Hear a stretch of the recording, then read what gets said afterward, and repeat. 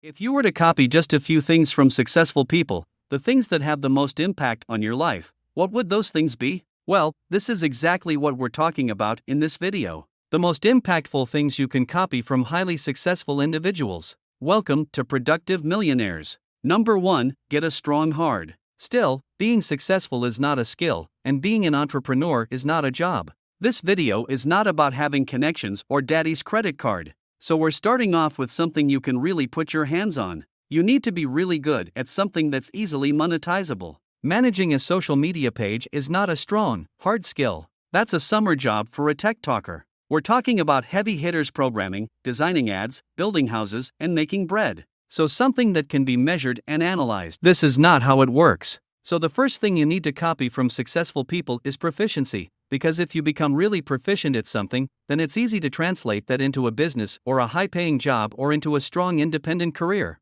Now, the most common argument against this idea is that highly successful people always had a big break, like Elon's parents already had a huge mining operation. Bill Gates's parents put him into an exclusive program. You can find plenty of examples here. But here's the thing. If you want to become a billionaire by 30, then yeah, sure, some circumstances are mandatory. But do you need to become a billionaire by 30, or are you fine with being a millionaire by 30 or any age for that matter? Because of that, you don't need extraordinary circumstances. You need proficiency along with the next thing on our list. Number 2, get comfortable with sacrifice. And that's just stupid. And no way to live life unless you're in deep shit. When we say sacrifice, we mean finding a good trade-off. You see, if you want to be able to do stuff that others can't do, you need to do stuff others aren't too willing to do. That's essentially the definition of sacrifice. You find something not many people want to do and you do it. And after a while, you'll be in a position where there's no competition because very few people went through the same things you did. Just think about serial entrepreneurs for a second. Living without the security of a stable job to put food on your table in case things don't work out is a risky play, and there are very few people who have a stable income source and enough time to try things out, and enough support and no demanding responsibilities. And that's just stupid. And no way to live life unless you're in deep shit. When we say sacrifice, we mean finding a good trade-off. You see, if you want to be able to do stuff that others can't do, you need to do stuff others aren't too willing to do. That's essentially the definition of sacrifice. You find something not many people want to do and you do it. And after a while, you'll be in a position where there's no competition because very few people went through the same things you did. Just think about serial entrepreneurs for a second. Living without the security of a stable job to put food on your table in case things don't work out is a risky play, and there are very few people who have a stable income source and enough time to try things out, and enough support and no demanding responsibilities. And you can use those hours on something that nets you a +1 benefit to something you care about.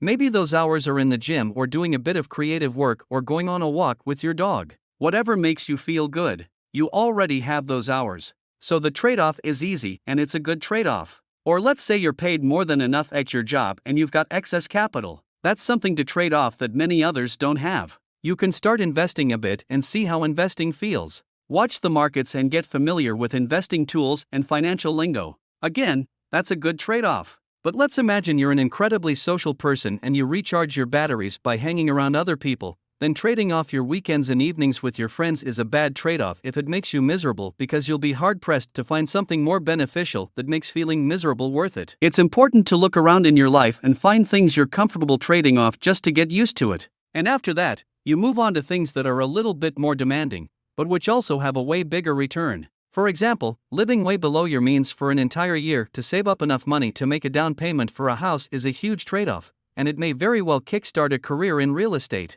But if you're not comfortable with small trade-offs first, this kind of sacrifice will seem out of your reach. Remember this: those who are comfortable with sacrifice will always have more. It's a rule of life. Number 3, treat yourself as a business. So what does treating yourself as a business mean? Well, imagine the whole world has stocks in yourself and we all want to have a positive return at the end of the year. You are getting paid to be you. So what does that look like? Well, let's break it down into different departments. Accounting. Do you have good financial hygiene or not? Are you tracking things? Do you know where the money comes from and where it goes? Is your budgeting on lock? Can you pay yourself? All of these things matter and need to be tracked and accounted for. Pun intended. Marketing. How do you present yourself to the world? What do we know about you? What do you wish more people knew about you? How would you like the world to see you? What should we expect from you? Product development. Are you investing in yourself? Do you polish up what you can do? Do you do stuff when you don't want to,